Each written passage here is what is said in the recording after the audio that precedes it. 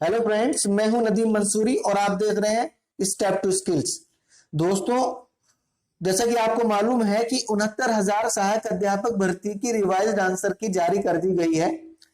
अब इस आंसर की महत्वपूर्ण बात तो यह है कि 3 प्रश्नों पर विचार कर उनको या तो हटा दिया गया है या फिर कॉमन मार्क्स सबको दे दिया गया है।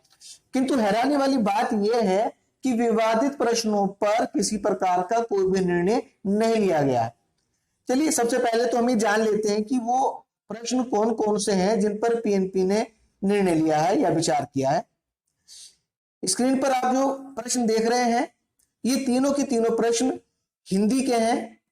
सबसे पहला प्रश्न है, सरस्वती पत्रिका के संपादक कौन थे। दूसरा है, चिदंबरा पर ज्ञानपीठ पुरस्कार किसे प्राप्त हुआ। तीसरा है, महावीर प्रसाद द्विवेदी ने आदिकाल को क्या संज्ञा दी। अब चूंकि ये तीनों की तीनों प्रश्न ही हिंदी साहित्य के हैं, तो इसलिए हिंदी साहित्य चूंकि सिलेबस से बाहर का मैटर है, तो पीएनपी ने इन प्रश्नों को आउट ऑफ सिलेबस मानते हुए इनको स्टार मार्क कर दिया।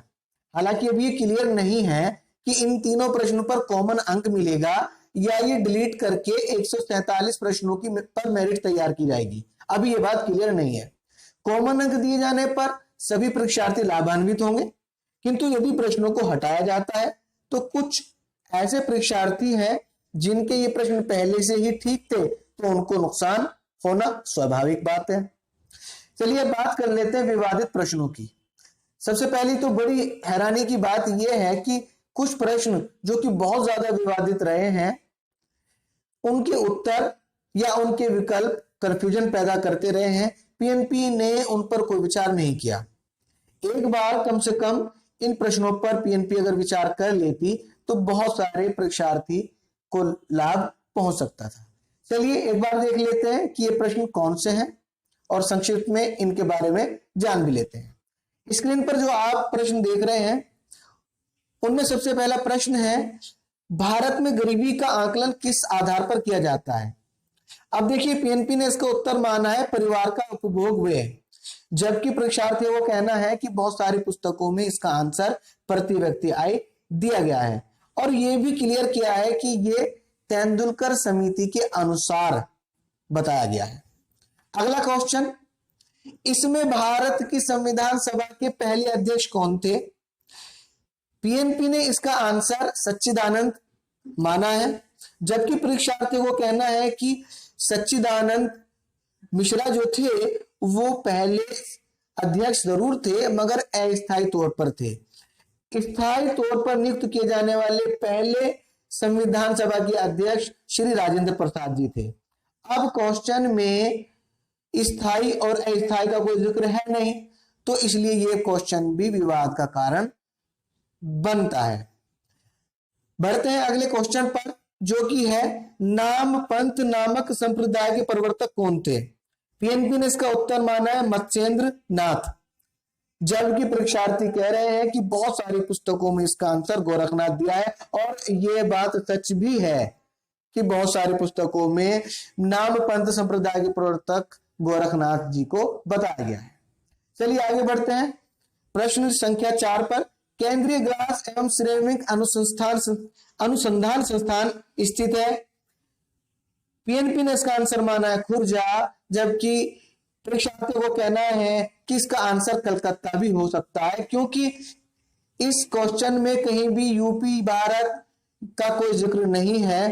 तो चूंकि केंद्रीय ग्लास एवं सिरेमिक अनुसंधान संस्थान खुर्जा में भी है और कलकत्ता में भी है, तो यहां भी ये कंफ्यूजन पैदा करता है। बढ़ते हैं अगले क्वेश्चन पर, जो कि है, श्वास छिद्रों का उपयोग श्वास के लिए किसके द्वारा किया जाता है। पीएनपी ने इसका उत्तर माना है तिल चिट्टा, जबकि परीक्षार्थी कहते हैं कि बहुत सारी पुस्तकों में इसका आंसर मछली भी दिया गया है। दोस्तों, अब क्या सही है क्या गलत है, इस बात का तो खुलासा पीएनपी अपनी तरफ से कर चुकी है। अब तय करना है परीक्षार्थियों को कि वो अब क्या करते हैं। दोस्तों, बहुत सारे परीक्षार्थी ऐसे भी हैं जो केवल एक नंबर से इस भर्ती से बाहर हो गए हैं। किनारे पर बॉर्डर पर हैं और महज सिर्फ 1 नंबर से वो इस भर्ती से बाहर होते दिखाई दे रहे हैं। तो ऐसी कंडीशन में परीक्षार्थियों को न्यायालय जाना पड़ सकता है और मैं अपनी व्यक्तिगत राय यही दूंगा कि न्यायालय जरूर जाना चाहिए, क्योंकि आपका अधिकार है, आपको लेना चाहिए।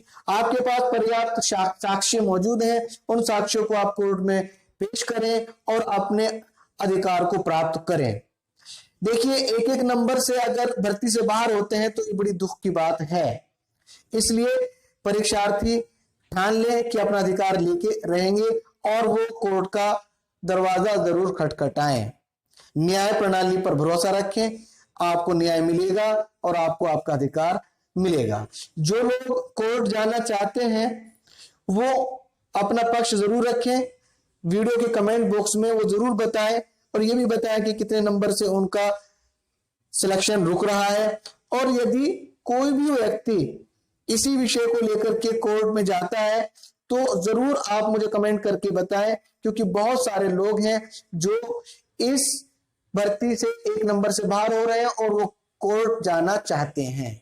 तो यदि आप लोग एक स्ट्रेटजी तैयार कर, मैं भी चाहूंगा आप स्ट्रेटजी को तैयार करके, कोई रणनीति तैयार करके कोर्ट जाते हैं तो आप वीडियो के नीचे कमेंट बॉक्स में कमेंट करके जरूर बताएं, ताकि बहुत सारे कैंडिडेट्स आपके साथ जुड़ सकें और इस भर्ती में शामिल हो सकें। दोस्तों, आज की वीडियो में इतना ही कुछ था। आगे इसी तरह की जानकारी के लिए बने रहिए स्टेप टू स्किल्स के साथ। फिलहाल के लिए विदा चाहूंगा। जय हिंद, जय भारत।